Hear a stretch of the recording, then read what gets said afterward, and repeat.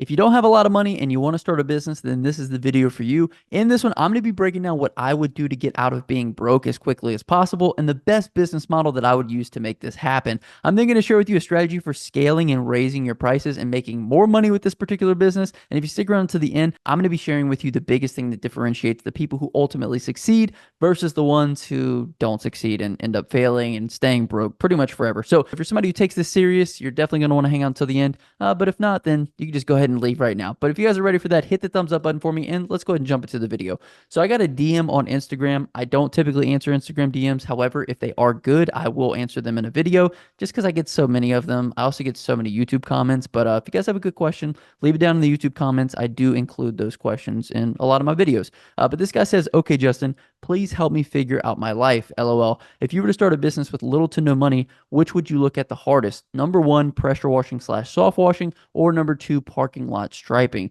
Now, first and foremost, this is people's biggest mistake. It's not about what business you want to offer in the beginning. It's ultimately what people need. Okay. So for us to say, okay, should I start a pressure washing or a parking lot striping business? Both of those are going to require capital. Okay. Pressure washing, you're going to need a pressure washer. You're going to need chemicals. You're going to need, I would suggest getting some type of insurance from the beginning because you never know, things go wrong on pressure washing jobs, and the last thing you want is to be sued. Okay. The other thing is parking lot striping. Yes, you can get out there with a hand roller. You can get out there with paint. You can start rolling out some parking lot lines. The only downside is that you're not going to be scalable very fast, and then you're not going to have the right marketing budget to get in front of the people that you need to in order to get those parking lots. And then when you do get them, it's just kind of hard to present yourself as a professional company when you're out there hand rolling parking lots. I'm not saying that it can't be done. I'm just saying that both of these businesses do require some type of investment, but that's not where we need to be thinking. We need to shift our mindset, okay? The mindset shift is not about what business we want to offer in the beginning when we have no money. It's about what people need because the people are the ones that we are servicing and they're the ones that are paying us in return for the service that we're providing them. So if you have no money, then you have no choices. I want you guys to write that down if you're going to take notes on this video because you have no choices right now. You are essentially ass out with regards to choices because you have no money. If you had money, then we'd have more choices. But like I said, when you don't have money, you can make up for it by offering the services that people need. So the first thing we want to think about is what do people need and how can I offer that without any upfront capital? And I'm going to give you guys a list here in just a second. But the biggest thing is you need to provide value in exchange for money. So how do we do that? One of the benefits to being in the position that you're in is the broader you're offering, the more services that you offer, the more that it lends itself to people needing to get it done. Okay. So if we think about like handyman versus pressure washing, right? A handyman service can do all kinds of different things around the house. So there's so many different services that they can offer. Therefore, they have so many different people that they can service. Pressure washing is a very specific issue that somebody has. Either they have mold, mildew, and algae growth on their property and they want to get it removed, or they don't. So in the beginning, when we don't have as much money, we want to make sure that we're putting our marketing time and spend into things that can benefit a large amount of people because then we can actually service a large amount of people and there's a lot of different services that we can provide. So I would say something that lends itself to like a handyman or odd jobs is kind of the best way to go in the beginning. Like I said, we're going to go through a list of services here in a second, but I want to talk about downside and upside to both. So downside to handyman versus pressure washing is the more specialized your service is, the more you can charge.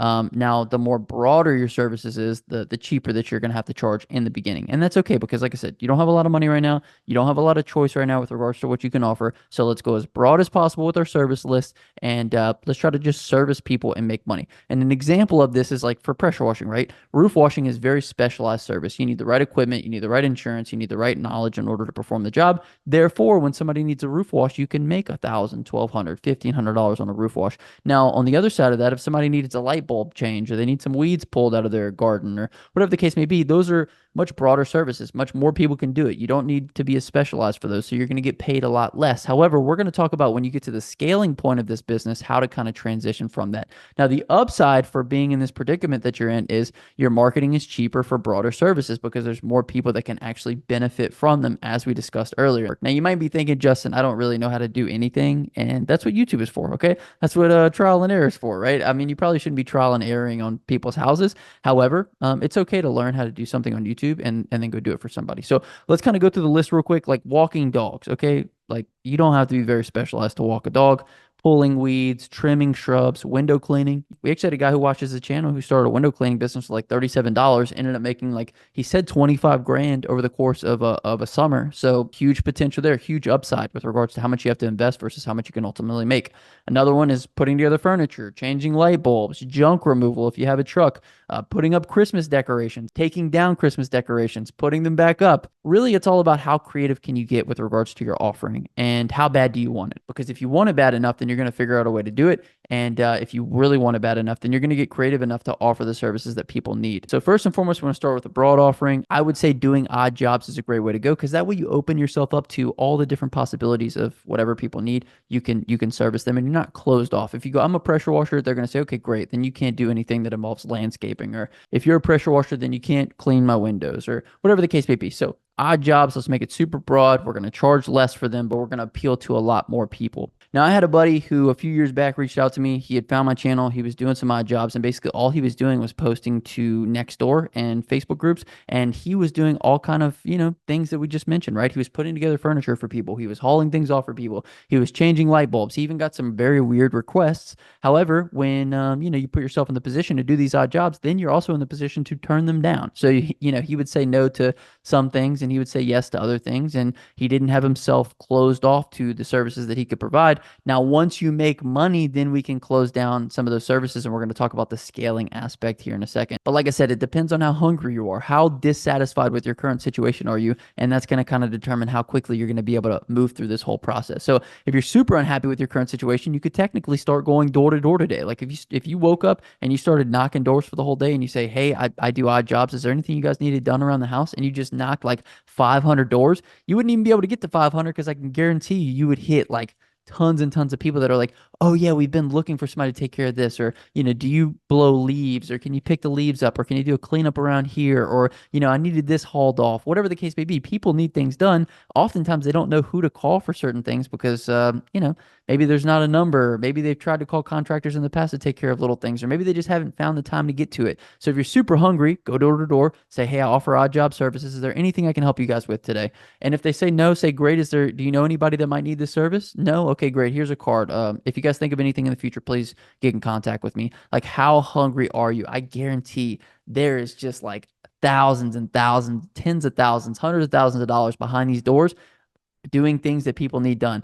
So that's one way to go. If you're not that hungry though, another thing that you could do is just post in groups, right? Just like my buddy Clayton. All he did was post to Nextdoor. He posted to Facebook. Anytime he did a job for somebody, he reposted that. Anytime he did a job for somebody, he got a testimonial from them. And so it kind of just fed itself, right? So if you're not as hungry, go that route, right? Just post in groups. However, if you really want to take charge, go door to door. If you don't like knocking doors, get flyers, pass out flyers, things of that nature. Also, another thing that you could do is you can message every contact in your phone, and you could say, hey, my name is Paul. I'm doing odd jobs now. If you guys have anything, I'd love to help. If you guys have anything you need help with around the house, I'd love to give you a hand. Please let me know.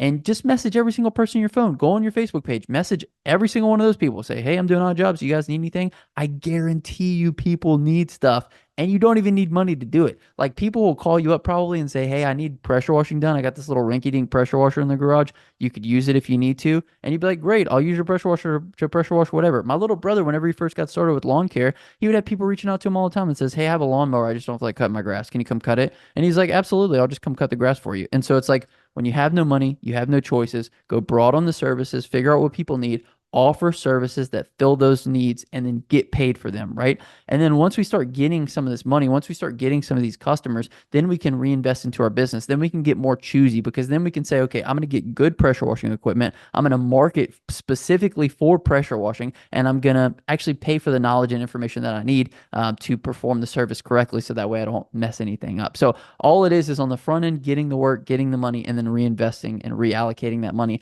wherever it is that you want to scale to. Now, one of the biggest things is you need to be sure that you're keeping track of customers, okay? Do not make the mistake of not keeping track of your customers. That's why we built Quote IQ. You can send estimates, invoices, collect payments, keep track of customers, collect tips on invoices, and get reviews all for free with Quote IQ. So if you guys haven't already, download Quote IQ on the App Store and the Google Play Store, or I'll leave a link down below where you can try any paid tier of Quote IQ for just $1 for your first month. So you can get all the good stuff. You can get the dashboard analytics, the email campaigns, you can get the email automation, you can get InstaQuote, all the things that really help our business thrive and help our business make more money, you can try for just $1 for your first month. There's really no excuses, but at the very least, just use it for all the free features. Like, it's incredible. Not only can you send the estimates and invoices, it's going to level up your positioning in the eyes of the customer because the customer is going to say, wow, this guy's really professional. I thought he was just some rinky dink, whatever.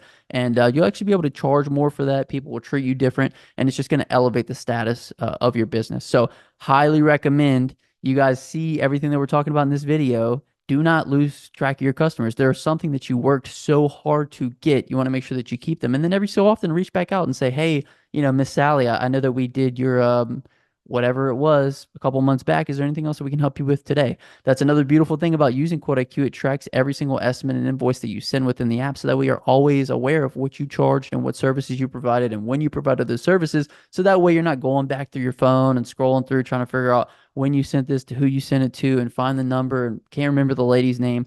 It's just going to organize your business and make everything really, really easy. So I recommend from day one taking that step. So as I said, once this starts to take off for you, once you start making money, be smart with this money. Reinvest into the equipment for pressure washing or reinvest into the equipment for line striping and then scale up from there. Reinvest into the marketing, reinvest into the knowledge, reinvest into yourself so that way you become more valuable. And once this happens, then we become more specialized. Then we can start targeting people specifically looking for pressure washing and we can make exponentially more money because now we don't have this broad service just blanketed out to everybody that doesn't involve any kind of specialty or special knowledge in order to perform. And that's basically the stepping stone, okay? So utilize what's easy in the beginning with regards to getting jobs and then leverage it later on to become specialized so that way you can charge more. And then once you get to the point where you're starting to charge more and you're starting to land jobs, then come do some one-on-one coaching with myself and Mike. So that way we can scale you up. We can help you maximize. Me and Mike's coaching group recently, we had a guy whose first week he landed a $10,000 contract. We had another guy who landed a $29,000 contract using Mike's commercial script. And then we got another guy who's about to do $20,000 first month. I mean, imagine surrounding yourself with these kind of people doing these kind of numbers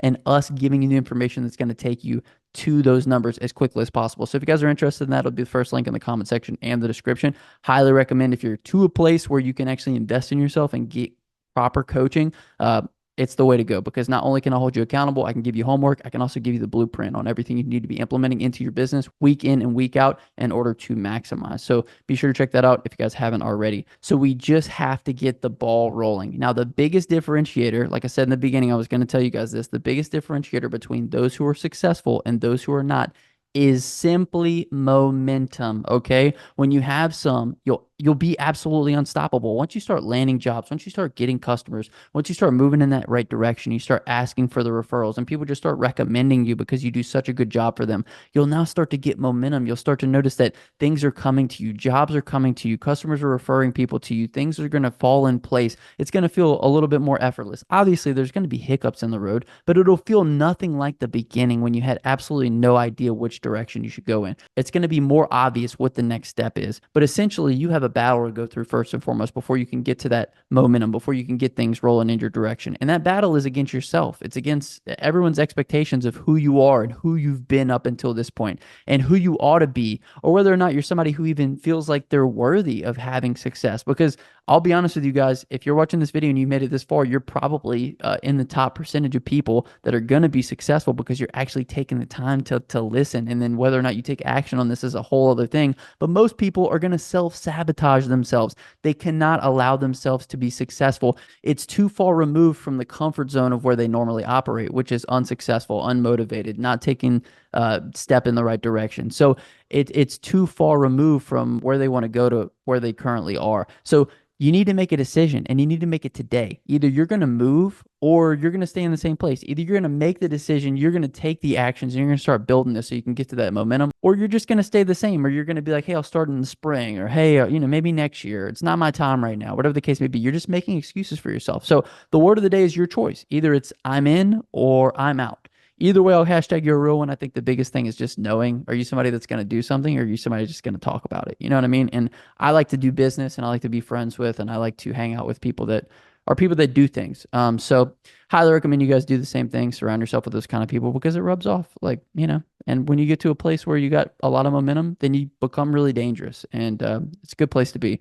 It's a lot more comfortable than being broke and feeling like you have no options. So like I said, if you made this far in the video, comment down below, I'm in or I'm out, and I'll hashtag you're a real one. But my name is Justin. This is Forever Self-Employed. And until next time, hustle hard and get that money, baby.